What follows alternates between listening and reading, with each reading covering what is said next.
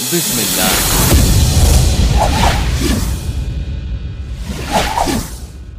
पैगंबर इब्राहिम अलैहिस्सलाम और भयानक आग।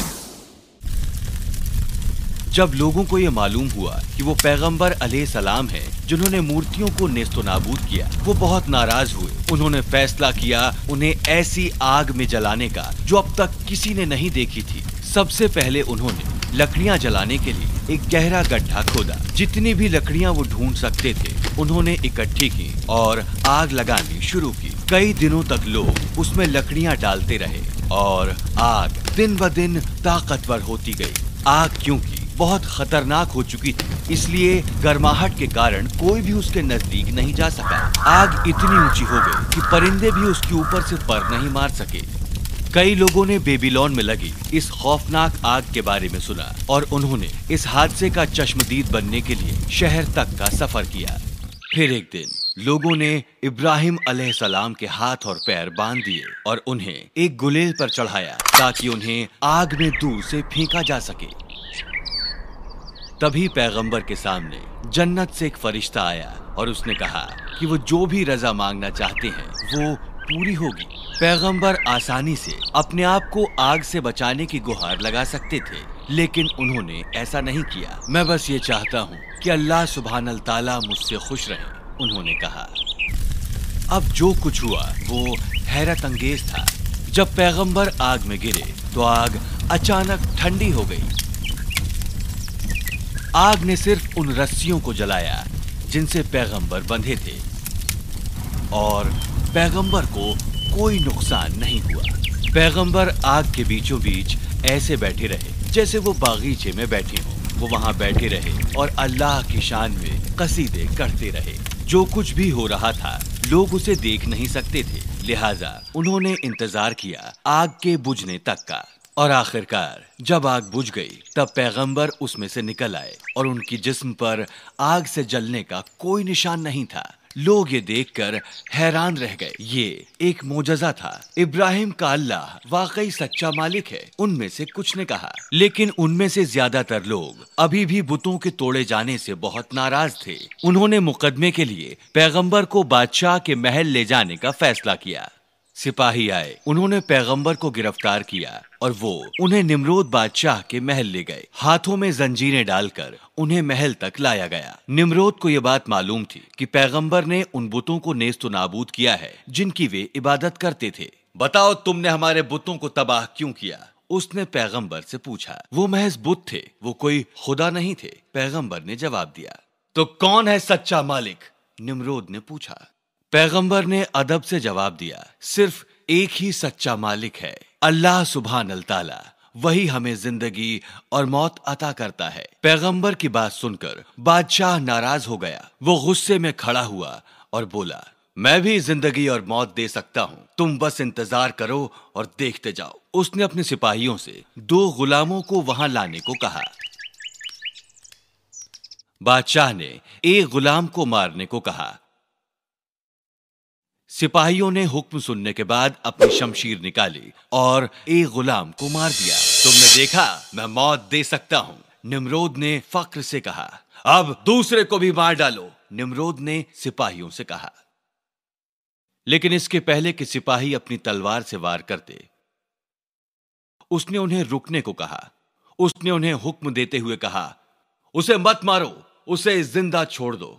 और फिर वो पैगंबर की तरफ मुखातिब होते हुए बोला, देखा, मैं जिंदगी भी दे सकता हूं, तुमने ये देख लिया है। पैगंबर ने जवाब दिया, अल्लाह सुब्हानल ताला मशरिक से सूरज उगाता है, क्या तुम उसे मगरिब से उगा सकते हो? क्या तुम ऐसा कर सकते हो? निम्रोद खामोश हो गया। वो वाकई पैगंबर के जवाब देने से बहुत नाराज था।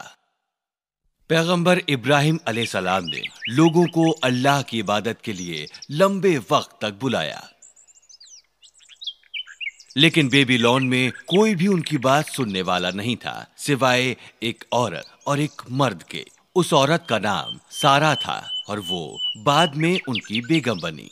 आदमी का नाम लूत था और उसे भी बाद में पैगंबर का दर्जा हासिल हुआ। कई सालों तक लोगों को बुलाने के बाद जब पैगंबर को यह एहसास हुआ कि कोई भी उनकी बात सुनने को तैयार नहीं है, तो उन्होंने दूसरे मुल्क जाने का फैसला किया। वो दूसरे मुल्कों को भी अल्लाह की मर्जी से वाकिफ कराना चाहते थे। पैगंबर ने अपने वालिद से अपने साथ चलने को कहा, लेकिन उन्होंने इनकार कर दिया। पैगंबर के साथ उस औरत और लूत अलैहिस्सलाम ने अपने लंबे सफर का आगाज किया। लोगों को अल्लाह सुब्हानल ताला का कौल सुनाते हुए वो लोग सीरिया, फिलिस्तीन और इजिप्ट से गुजरे। रास्ते में उन्हें जो भी जरूरतमंद नजर आता वो उसकी मदद करते।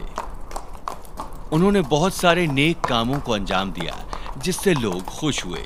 इसी बीच पैगंबर लूत अलैहिस्सलाम समंदर की तरफ चले गए और वहीं बस गए। और कुछ महीनों के बाद पैगंबर ने साराह से निकाह किया। वो एक अच्छी अकीदतमंद थी और वो बच्चे चाहती थी ताकि वो बड़े होकर लोगों को अल्लाह का कौल सुना सकें। पैगंबर और उनकी बेगम कई दिनों तक रेगिस्तान में सफर करती रहे। एक दिन वो एक शैतानी बादशाह के इलाके में पहुंच गए। शैतान बादशाह को जब पैगंबर की खूबसूरत बेगम के बारे में मालूम हुआ तो उसने उन्हें ले जाना चाहा और इसलिए उसने अपने कुछ सिपाही पैगंबर को लाने के लिए भेजे। सिपाही पैगंबर को बादशाह के सामने ले आए। तुम्हारे साथ ये औरत कौन है? शैतान बादशाह ने पूछा। पैगंबर ने जवाब दिया कि वो उनकी बहन है। फिर शैतान बादशाह ने पैगंबर से साराह को उसके सामने लाने के लिए कहा।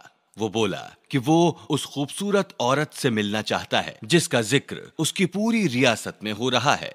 पैगंबर अपनी बेगम के पास गए और बोले, बादशाह तुमसे मिलना चाहता है। उसे ये बिल्कुल मत बताना कि तुम मेरी बेगम हो, क्योंकि मैं उससे ये कह चुका हूं कि तुम मेरी बहन हो। पैगंबर ने अपनी बेगम से कहा।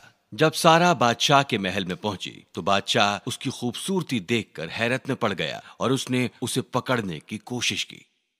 लेकिन जैसे ही वो सारा की तरफ हाथ बढ़ाता उसके हाथ सख्त हो जाते और वो उन्हें हिला भी नहीं पाता। शैतान बादशाह घबरा गया और उसने सारा से इल्तिजा की, अल्लाह से मेरे लिए पनाह मांगो और मैं तुम्हें कोई नुकसान नहीं पहुंचाऊंगा। जब सारा ने अल्लाह से गुजारिश की तो बादशाह के हाथ ठीक हो गए। लेकिन जिस पल बादशाह को यह लगा कि उसके हाथ अब ठीक हो गए हैं, उसने फिर से सारा को पकड़ने की कोशिश की और दूसरी बार उसके हाथ फिर से एकदम सख्त हो गए और वो उन्हें बिल्कुल भी नहीं हिला सकता था। अल्लाह से मेरे लिए माफी मांगो, मैं दोबारा तुम्हें कोई नुकसान नहीं पहुंचाऊंगा, बादशाह ने कहा। सारा ने फिर अल्लाह से इल्तिजा की और एक बार फिर बादशाह के हाथ दुरुस्त हो गए। अब बादशाह को एहसास हुआ कि सारा कोई आम औरत नहीं है, लिहाजा उसने सारा को एक तोहफा दिया। उसने उन्हें एक नौकरानी सौंपी जिसका नाम हजर था। जब सारा घर लौटी तो पैगंबर ने उनसे पूछा कि क्या हुआ। अल्लाह ने शैतान बादशाह को एक सबक सिखाया और उसने मुझे एक नौकरानी दी जिसका नाम हजर है, सारा ने जवाब दिया। कई बरस बीत गए और पैगंबर अब बूढ़े हो चले। उनके बाल सफेद हो गए, लेकिन उन्होंने लोगों को अल्लाह सुब्हानल ताला की राह दिखाना जारी रखा। सारा भी अब बुजुर्ग हो गईं और उन्हें एहसास हुआ कि अब वो बच्चों को पैदा करने के काबिल नहीं रहीं। लिहाजा उन्होंने पैगंबर को उनकी नौकरानी हजर से निकाह करने को कहा। फिर उन्होंने अल्लाह से उन्हें औलाद से नवाजने की गुजारिश की। कुछ महीनों बाद हजर की कोख से एक बच्चा पैदा हुआ। उन्होंने उसका नाम रखा इस्माइल। अब पैगंबर बहुत बूढ़े हो गए।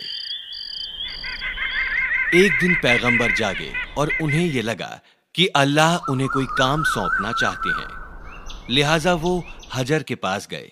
उन्होंने कहा, इस्माइल को साथ लो और लंबे सफर के लिए तैयार हो जाओ।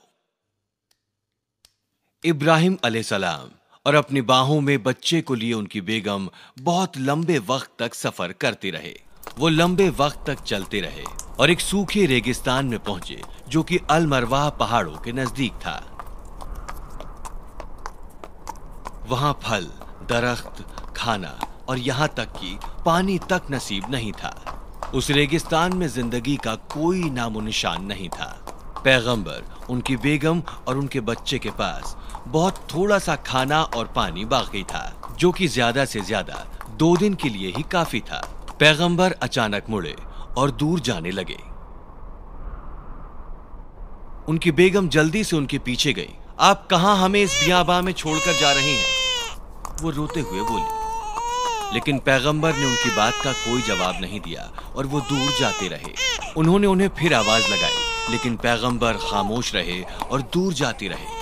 आखिरकार वो समझ गई कि पैगंबर खुद ये नहीं कर रहे हैं, बल्कि अल्लाह ने उन्हें ऐसा करने का हुक्म दिया है।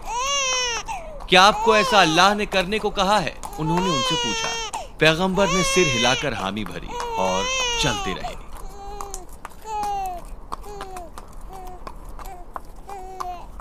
उनकी बेगम ने कहा, हम गुम नहीं हो सकते, क्योंकि जिस अल्लाह ने यह हुक्म दिया है वो हमारे साथ है। अपनी बीवी और बच्चे को बियाबां रेगिस्तान में छोड़ने के बाद पैगंबर बहुत उदास थे। वहां दूर दूर तक कोई नहीं था। उन्होंने अल्लाह से गुजारिश की कि उनकी बीवी और बच्चे को खाना नसीब हो जाए। उन्होंने अल्लाह से उनकी मदद के लिए कुछ रहमदिल लोग वहां भेजने को कहा।